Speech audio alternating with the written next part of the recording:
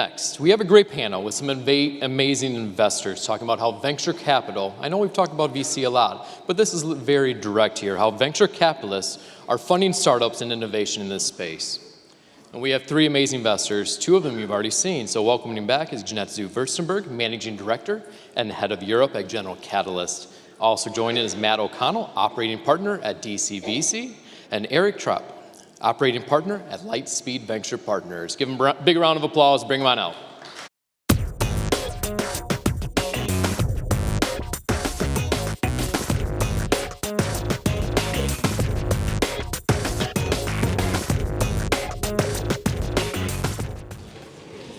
Very good, thank you everyone. I'm Iain Martin from Forbes. So over the last 2 days, we've heard a lot of lessons that have been learned since the outbreak of the war in Ukraine and other conflicts. I'd like to ask the panel now, just sort of what have we learned and what are these lessons and how they impacted VC investing? So maybe start with Eric.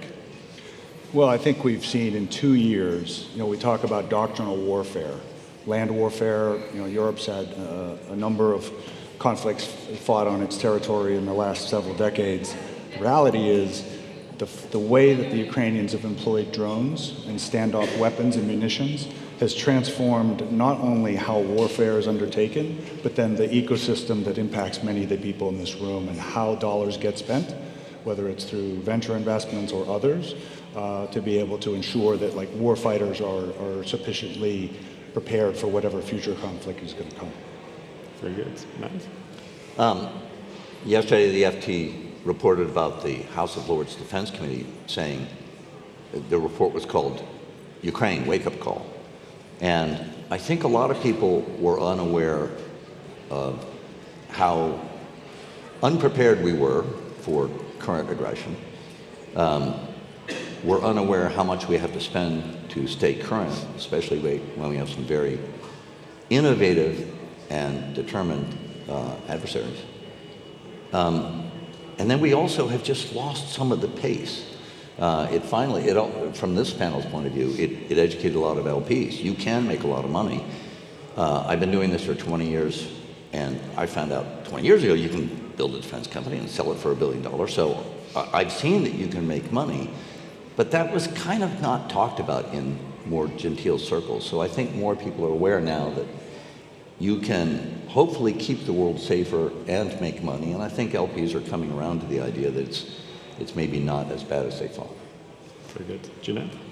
Well, I think from a European perspective specifically, we've been taking a vacation from history for the past decades when it comes to the significance of defense as it pertains to the safeguarding of our democracies. And I think it was very comfortable for people to just opt out of that discussion, because it is necessarily a discussion that I think is always a double-edged sword. But I think what has happened since Ukraine is it has actually activated a few key nodes that truly kind of bring the significance of defense truly back into the center of our societies. And I think it's leading actually to a really interesting dynamic where a very kind of imminent push on the need to innovate on these existing incumbents actually really opens up an avenue to a few things that I think will matter in Europe. One is to really make sure startups and new technology companies are able to enter procurement processes faster. I mentioned Helsing earlier, which has been able to do that in 2.5 years, which is really, I think, just stellar and record-breaking. I think second of all, what has happened is it just highlighted how we're actually seeing an increasing shift away from these very large and very kind of costly larger systems. Maybe we can touch on that later, towards a place where we're seeing more and more software and increasingly AI-defined, mass-produced hardware that really kind of makes a significant difference, which can really change to and that's my third point, a very sort of strong recalibration, almost like reshuffling of the existing market share distribution within Europe, and can really lead for the first time in the European history to actually the emergence of a European defense player rather than national defense players, which I think just will come and drive just a lot more deterrence into our broader capabilities. There's one plug I'd like to riff off of what Jeannette said, and this is really for a lot of people in the room. I think Paul Kwan said it best yesterday when he said, it's great to be well capitalized, but if you can't get contracts, you're dead in the water. To go from well capitalized to getting into the right rooms, you really need to have the right team. So I know smaller companies are burning cash and they see some of that as overhead. When you're in your life cycle, I think it's critical to have the right board members, advisors that are in your team, or like a vice president that puts their arms around the federal market. And so without that type of attention and the right, I think, what I call human terrain mapping to know where to go and with whom to speak, I think that becomes a crutch and doesn't help companies, that it doesn't position them to get the contracts that Paul was stressing. Interesting. Though we have talked a lot at this event about Ukraine. I was wondering what other lessons maybe we should learn from kind of like other regions. So there's a conflict going on in the Middle East. You know, sort of, is Ukraine the most relevant in terms of for nations? I see it as a former government official, having retired just 2 years ago, and being on the other side of the fence. U.S. doctrine now allows for only preparation to be able to fight one conflict, fight multiple different theaters. So there's a bandwidth issue that happens within Washington, D.C., and how do you appropriately position the necessary resources. So I think because of the emergence of technology, you actually can spread that butter more thinly and be able to address threats differently across the globe. But the balancing act of being appropriately positioned for what could happen in the South China Sea, with what could be a direct conflict and escalation, let's say, between Israel and Iran, which drags in the United States and or European allies, and then, of course, what's already going on in Ukraine. It's a balancing act that has a dollars and a resource issue, much like what Jeannette talked about, is, you know, the expense to pay for your own security. Very good. I think one constraint for VCs is in terms of the mandate from the LPs. I'm just kind of wondering how quickly and like how much of sort of LPs adapt to this kind of change in environments. Jeannette, do you want to lead here? Yeah, I think it's interesting, right? When before the merger with GC, we weren't able to invest in the defense companies because our contracts were structured by the European Investment Fund, and they actually forbid that. So it's interesting how like a large part of the European technology ecosystem was really blocked out just contractually from making defense investments. Now looking at GC, I think we basically have a lot of, you know, institutions and our broader investor base that is really very much leaning into defense. Some can't for sort of governance reasons, but I think a lot of them actually do lean into that sector and understand its significance for the broader societal impact that industry carries. And I think secondly, we are making a very conscious effort on thinking through what responsible innovation means for that sector. We brought on board a lot of senior advisors and officials that really help us think through the whole ethical dimension in a multitude of ways.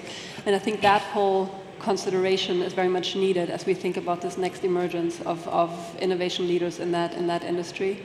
And so we are really at the forefront of driving that. So I think that gives comfort to LPs in the same way. Very good. Matt, what are you hearing from your LPs in America? Well, I think there's a spectrum in America. There probably is here too. But I think in general we might be more comfortable with it over there. Maybe we're bellicose, I don't know. But I know there's a venture firm here in London called Seraphim Space. I was a general partner.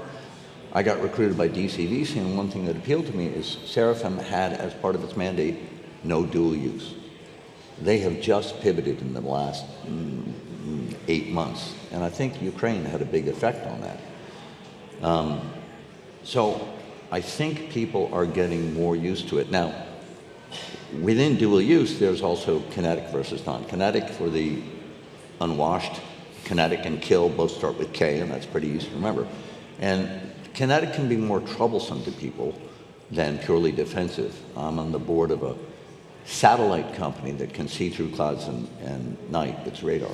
And seeing a Russian tank is fairly benign, and just reporting on its location. Some of our clients want to interact with those tanks, and that can make some people nervous. It doesn't bother our American LPs. I was told not to talk too much at the AGM, the meeting with our LPs, about interactions. I'm on the board of a company that has defensive drones. They literally just catch Russian drones, either catch them and take them away or kill them. But it's just drones. So that doesn't seem to bother anyone, because it's kinetic in that he'll understand this. It's kinetic because we blow up their drones, but it's not killing people. I think the kinetic line is going to be is still going to trouble some people as we move forward. But, you know, unfortunately, there's no looming outbreak of peace. I wish there were.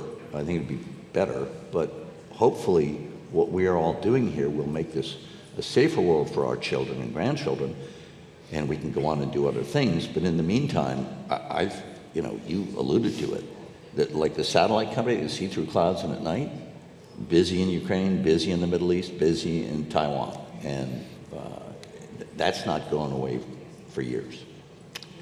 Interesting. On paper, there's a lot of money on the sidelines, or there's a lot of VCs that have expressed interest in the US, investing in defense. But is that a bit of an illusion in terms of whether they have the mandate to do that, Eric? I think it goes back to this issue of, maybe if you want to call colors of money.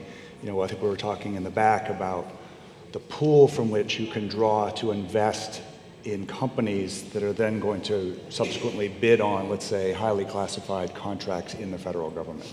So foreign sources of funding becomes a tricky thing. I think Matt said it best, it's not always a hard no, but there's organizations in the US government that will look at cap tables, even multiple hops away from center.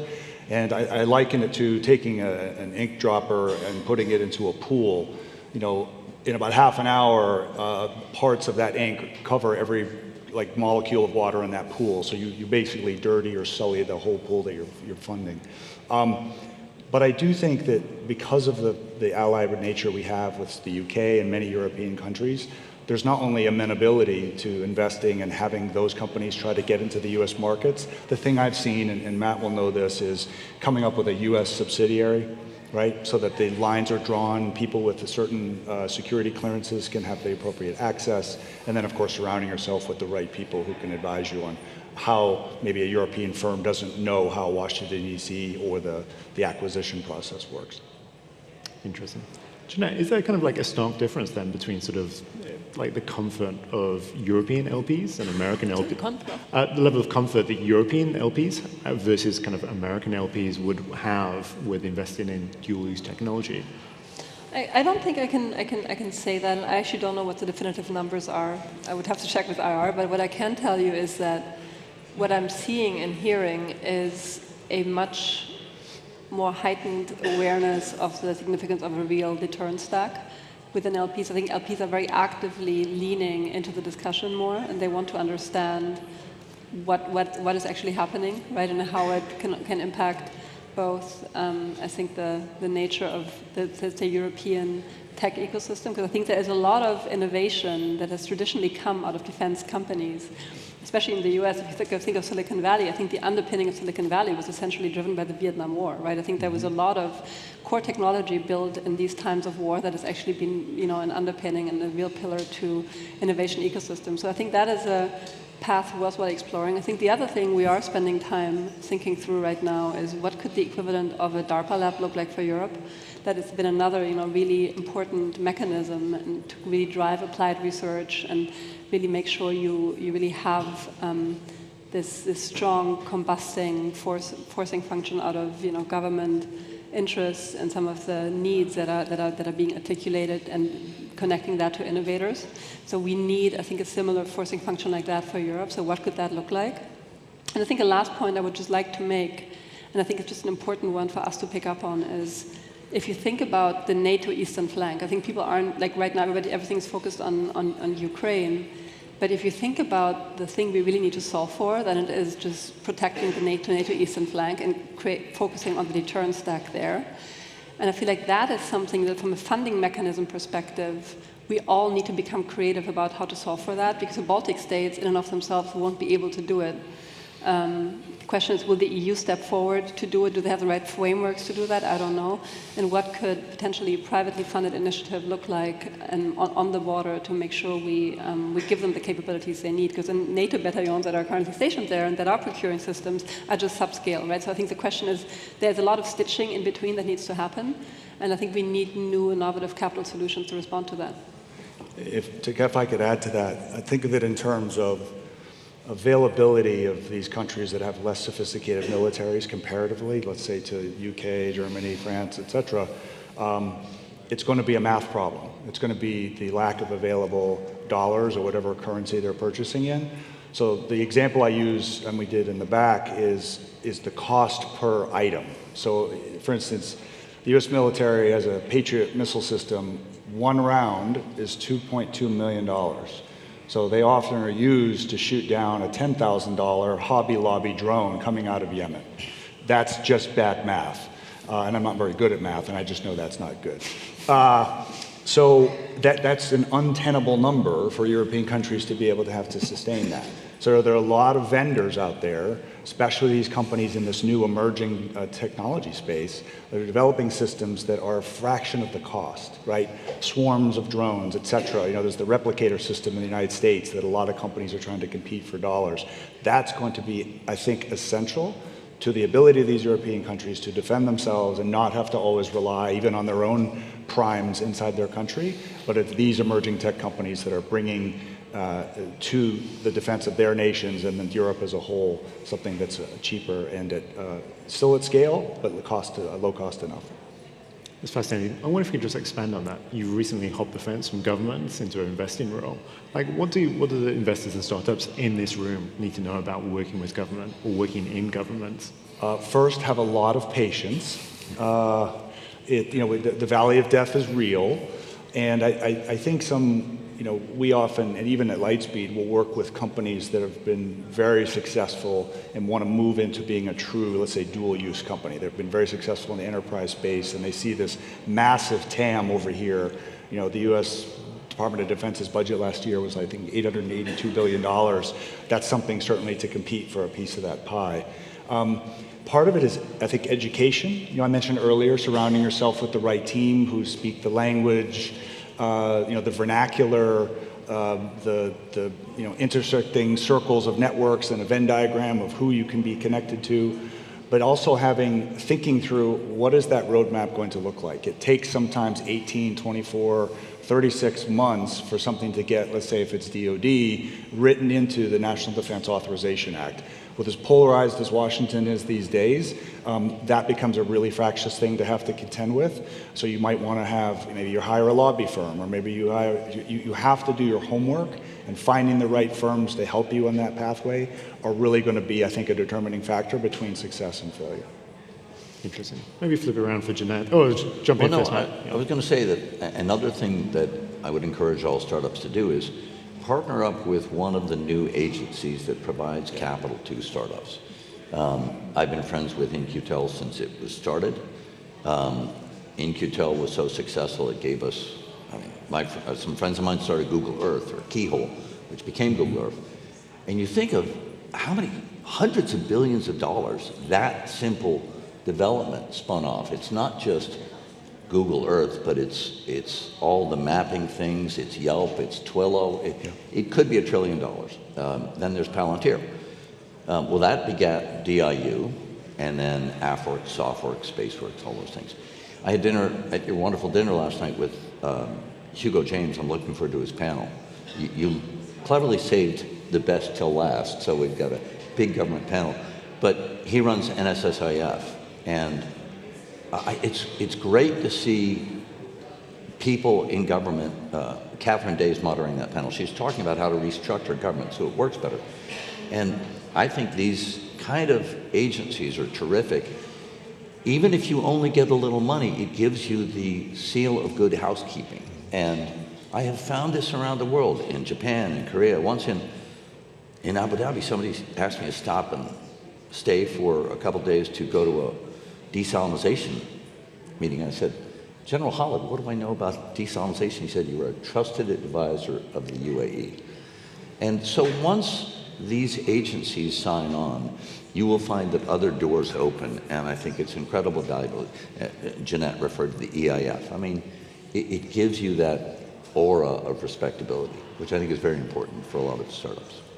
Interesting. Maybe we could flip it around to Jeannette. Like, kind of, what does government need to hear from VCs? Like, sort of, what can government do to help sort of early stage startups? Yeah, well, I think the problem is it's different for different governments. I think the procurement process in Europe is very defined by national governments, and sometimes procurement processes just differ very, very, very widely. So I think it's hard for companies to really navigate each individual sort of system dynamic in and of itself. So I think there are a few things. I think one is being a great partner to establish primes in the way that housing has initially done in their partnership with Saab is a great way to build signal strength, and is a great way to kind of show your capabilities without necessarily being completely out on your own. I think that's one. So I think seeking that partnership is always a good idea. I think the second thing I will say is, if you look at the European procurement dynamics, they have historically been very much defined by, like a government putting out a spec, a prime coming in, ideating on that spec, and then, years later, decades later, sometimes the system emerges. What has happened now with Ukraine is because of the sudden, urgency that was created into the system. All of a sudden, there was an opportunity for companies that had innovative solutions to step forward and say, you know what, actually there's a problem, here's a solution, and then all of a sudden there's a combusting factor that just activates that innovation in a faster way. So in a way, what I think is interesting about the aftermath of the Ukraine war is, for the first time, we've actually seen a sector where none of us would have thought that they would ever kind of get to the forefront of technology innovation and would actually change in meaningful ways fast, really happened due to the heightened sense of urgency. And so I think it's a really interesting example where we're seeing industry dynamics changing very rapidly, and governments actually leaning into innovation much more due to just a heightened need. And so I think that's really a place right now that is an incredible leverage extraction point for young companies. If I could add to that, one thing I think Arun yesterday talked about, and he mentioned it, this book is this perception, which I think is borne out in reality because I've seen it, is a degree of mistrust on both sides of this equation. The government buyer generally doesn't want to show weakness and admit this is a gap that they can't solve. And in so doing, they think it's somehow that's intelligence that they would not want to divulge. Then on the other flip side, and then the other government also thinks that the private sector companies only want to make, it's a profit and loss, and they just want to cash in and then get a big deal. The flip side of that is the mistrust is, well, it takes forever to know how to solve your problems. The process takes too long. And there has to be a better way to do this. So you talk about going in the front door, going in the back door. Government is failing, in my humble opinion. Like every three-letter agency in and around Washington, D.C. claims to have a public-private partnership sort of office, an initiative. Most of them are not very good because they don't happen at scale, to use a business term. They need to do, every week there should be a gathering like this, almost like we did the pitch session earlier, where people come in, they get 15 minutes to sort of sow their wares and talk about what they can do, and there's a little sidebar conversation, and then maybe there's the follow-up. That's not happening at scale such that these technologies are even known, and trust me, the government needs some of these solutions. They need them fast and they need them inexpensive. So we should applaud you for doing this meeting. It's great to see the CTO of the NSA here. They are the most secret agency I know in Washington. But also Sir Rowley yesterday. This is a great service to all of us. Yeah. It's very interesting. So maybe one final question here, just in terms of, we now have a kind of a new crop of defense unicorns that have emerged. It's kind of relatively small here in Europe, but kind of growing fast in the US. I think maybe they're quickly kind of like outgrowing the kind of ability of venture capital funds to sustain them. So like, where is the capital to kind of sustain that growth and help them scale, given that primes may be constrained, they may be too early to go public? What are the options there to kind of sustain that growth, Jeannette? Bill? I think I think there are always sources of capital, right?